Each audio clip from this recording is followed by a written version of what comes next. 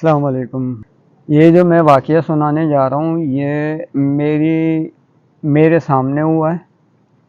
और क्योंकि जिसके साथ हुआ है वो फैमिली जो थी वो बिहारी थे, बिहारी लोग थे। तो जिस घर में अभी मैं रिहायशी हूँ, क्योंकि ये जो किराएदार आए थे ऊपर हमारे सेकंड फ्लोर पे, इनका जो बेटा था वो मेरे साथ साथ जॉब भी करता था। जिधर मैं जॉब करता हूँ ना, उनका बेटा भी मेरे साथ जॉब करता था, तो इसलिए ज़्यादा क्लोज भी थे हम लोग। तो एक दिन 2 बजे का टाइम था और मैं रूटीन के मुताबिक सोने की तैयारी कर रहे थे हम लोग रात को। तो एकदम खटखट हुई और बड़ी शिद्दत की खटखट हुई, धड़ धड़ धड़ धड़। और भौंकलाया हुआ ये लड़का सामने, जैसे ही मैंने गेट खोला ये पसीने में तर, फैसल चलो फैसल चलो। मैंने कहा क्या हो गया बेटा, क्या हो गया इतनी रात को। मैंने कहा अल्लाह रहम करे, इनके वालिद साहब की तबीयत ख़राब ना हो गई हो, वालदा की नहीं हो गई। मैं खैर शर्ट पहनी, मैंने जल्दी जल्दी इनके साथ बाहर निकल गया। ये ऊपर मेरे को फर्स्ट फ्लोर पे ले गया अपने घर पे। तो अंदर फर्स्ट फ्लोर में जैसे ही मैं दाखिल हुआ ना, तो सामान बिखरा हुआ और माँ अलग बैठी हुई, बाप अलग बैठा। मैं समझा कोई फैमिली झगड़ा हुआ है। तो मैंने कहा ये मुझे ले आया अल्लाह का वली, और मुझे तो इल्म नहीं ना। अब जब इसने बोला कि उस कमरे में चल, मैंने कहा उस कमरे में ऐसा क्या है, ये उस कमरे में क्यों बोल रहा है। मैंने कहा कोई बात हुई। आंटी भी खामोश, उनके मुंह से अल्फाज भी निकल रहे, अंकल हक्का बक्का मुझे देख रहे हैं, बस ये बोल रहे हैं बेटा जो ये बोल रहा है वो कर लो, जो ये बोल रहा है। उनके अल्फाज ये थे कि जो ये बोल रहा है वो कर लो। मैंने कहा अच्छा भाई क्या हुआ। अब देखा तो इनकी बहन, जो मेरे हाल से 15 या 16 साल की बहन थी इसकी, वो शीशे के आगे खड़ी हुई और ऐसे अकड़ के, और पूरे बाल खुले हुए उनके। तो बस मेरे को उसने कान में, मेरे दोस्त ने बोला, क्योंकि हम गेट से अंदर नहीं गए थे, गेट पे ही खड़े हुए थे कमरे के। तो उसने बोला जब मैं बोलूँ ना फ़ौरन जाके पीछे से बाजू पकड़ लेना, और एक तरफ से मैं पकड़ लूँगा। यानी कि उसका छोटा भाई बोल रहे हैं फैसल भाई एक तरफ से मैं पकड़ लूँगा, एक तरफ से आप। और जो मेरा दोस्त है वो थोड़ा सा कुरान पढ़ा हुआ भी है, हाफिज़ भी है, कुरान हाफिज़ नहीं था। तो बोल रहा बाकी काम मेरा होगा। अब मैंने कहा ये मामला है क्या, मुझे तो बल्ला आलम एक बंदे को सोते हुए उठा के ले गए। मैं बोलूँ हुआ क्या, बोलने जो हम कह रहे हैं वो कर लो। उनका लेजा ऐसे ही होता है बिहारी को, जो हम कह रहे हैं वो कर लो आप। हमने कहा भाई पकड़ लेंगे क्या है। मैंने जाके पीछे बाजू से यूं पकड़ा और कलाई पकड़ ली, यानी कि बाजू और कलाई मेरे हाथ में थी।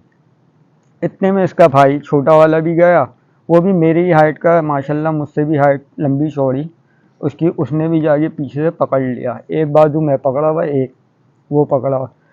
उस लड़की ने ऐसा झटका मारा कि समझे जहाँ से मैं पकड़ा हुआ था सामने वो अलमारी थी, वो अलमारी से मैं टकराया। उसमें पुरानी आपने अलमारियाँ देखी होंगी, शीशा लगा होता है मेरा, वो मेरे कंधे से टूट गया और ठस करके आवाज़ आई।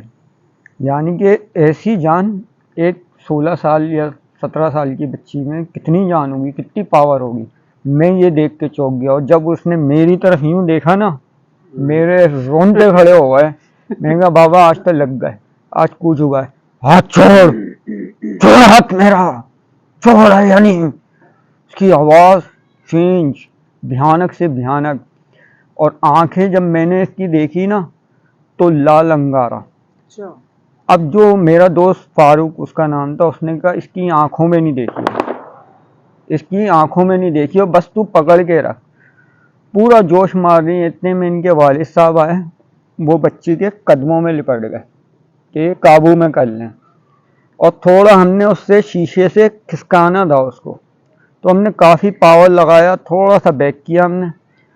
तो इसका भाई पीछे गया घूम के, और इसके माथे पे हाथ रख के उसने कुरान की तिलावत करना शुरू कर दी।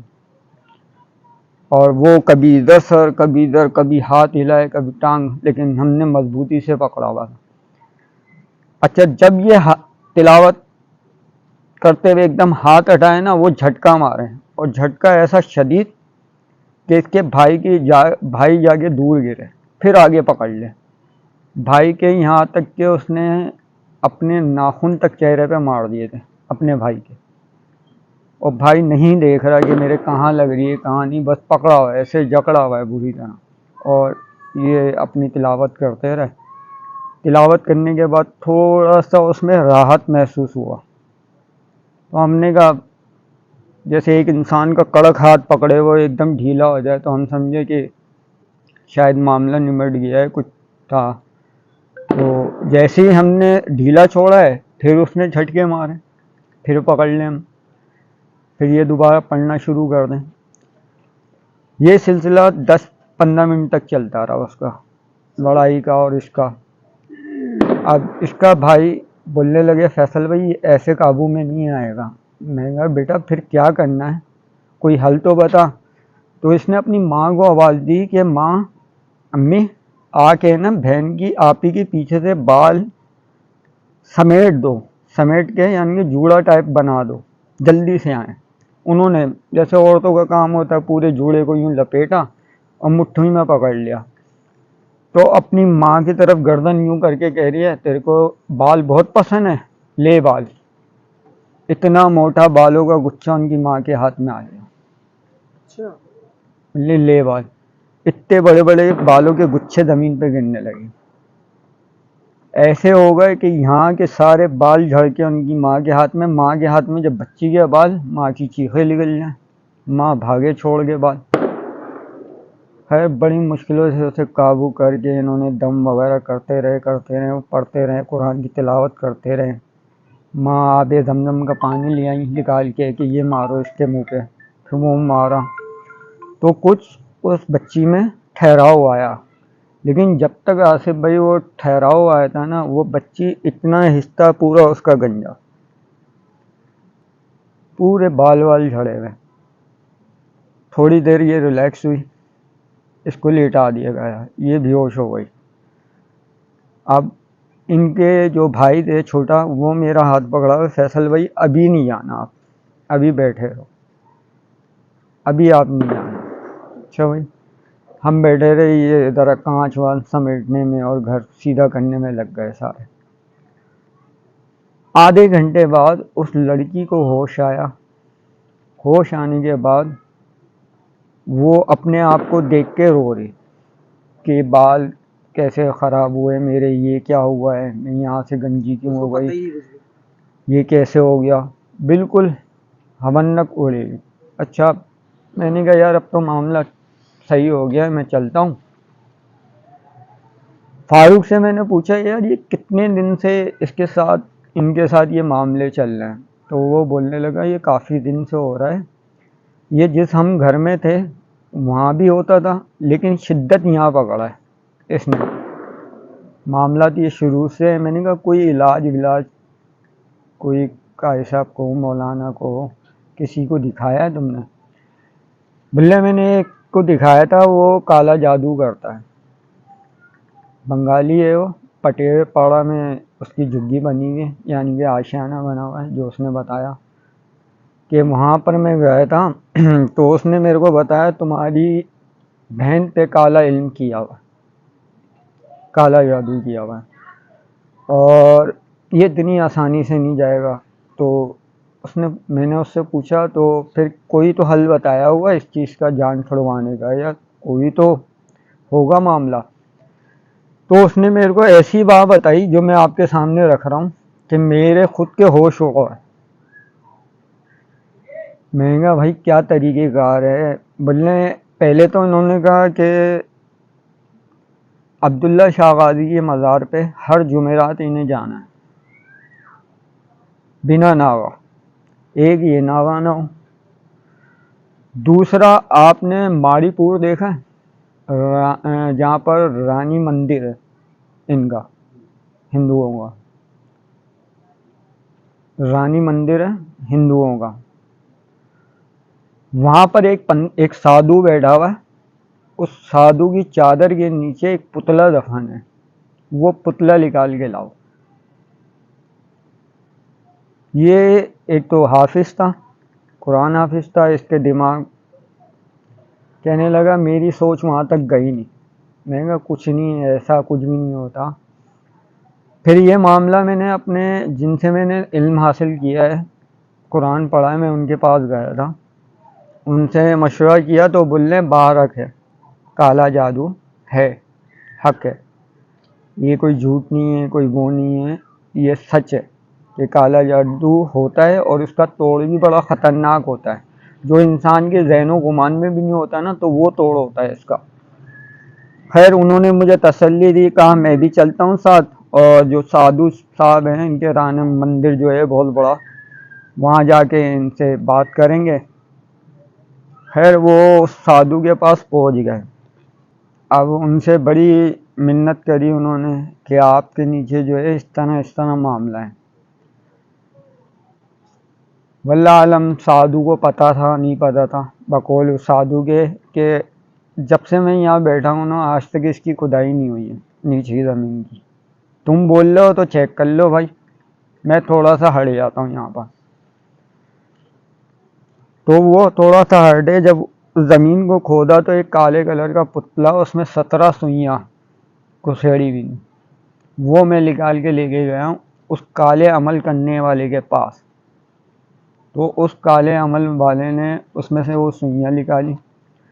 सुइयाँ निकालने के बाद मेरे को ये बोलता है, कहता है कि मैंने जब तुम यहाँ से गए थे ना, तो मैं इस बच्ची की ही पढ़ाई कर रहा था, और मेरे जो ख्वाब या मेरे जो जहन में आया है ना, जो तुम्हारी बहन के ऊपर हावी है, उस जिन का मैं आधा हिस्सा जला चुका हूँ, आधा बाकी है, वो भी यहाँ सांस की नाली में।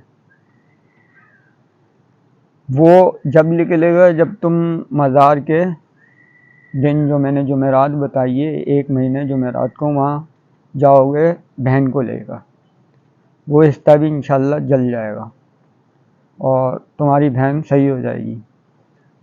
खैर ये सारे मामले जब मैंने सुने, मेरे भी खौफ तारी हो गया। मैं बस नीचे मैंने अपनी फैमिली को तो कुछ बताया नहीं, मैं आ गया सो गया। दूसरे दिन वो छुट्टी पे था, मेरी मुलाकात नहीं हुई। फिर जब मुलाकात हुई, मैंने उससे पूछा भाई मामला कहाँ तक पहुँचा, क्या निमटा।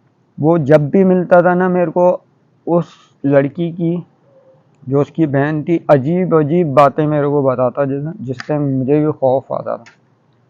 और एक टाइम तो ऐसा था, उसने पूरी शर्ट उतार के अपनी दिखाई कि नाखून के निशान उसकी कमर तक छपे हैं, और वो रातों को सोते हुए बड़बड़ाती भी है, और कोई बहन या कोई घर का अफराद उसके साथ नहीं सोता। और अक्सर वो, अगर ये हावी दिन में नहीं है उसके साथ, काला जादू रात में भी है, दिन में भी है रात में भी है। उसको अगर अम्मी बोलती है कि ब्रश कर लो, तो वो ब्रश जो बालों में फेरते हैं, वो ऐसी तेज़ फेरती है बालों में कि एक ब्रश के अंदर जुएँ तो नहीं आ सकती ना, जुएँ नीचे गिर रही हैं, खुश्की नीचे गिर रही हैं, बाल झड़ रहे हैं पूरे पूरे।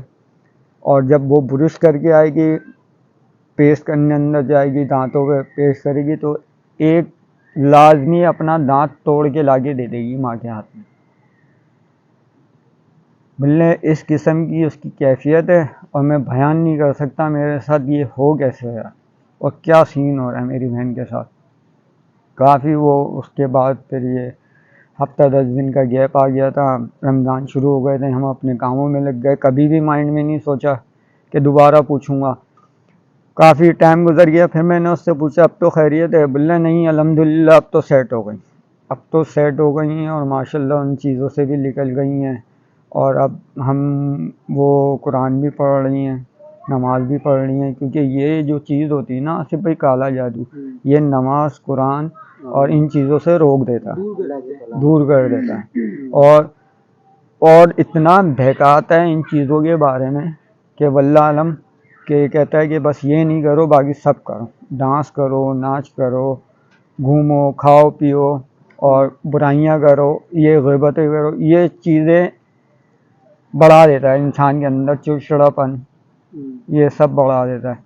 तो अब तो काफ़ी हद तक वो ठीक हैं, अपनी ज़िंदगी में हम वो हो गए हैं। ये एक वाक़या था जो मैंने अपनी आँखों से देखा, क्योंकि मैं वहाँ मौजूद था और मैंने पकड़ा जिस तरह की वो बच्ची ने मेरे को झटके मारे, क्योंकि मैं पकड़ा हुआ था, मुझे पता था कि क्या हो रहा है इसके साथ।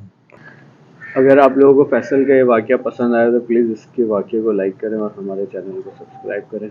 कुरान की साइड से अपने प्रोग्राम का काम करते हैं। सूरह जिन आयत नंबर 7। आऊज़ु बिल्लाहि मिनश शैतानिर रजीम बिस्मिल्लाहिर रहमानिर रहीम व अन्नहुम ज़न्नु कमा ज़ननतुम अल्लन यबअसल्लाहु अहदा।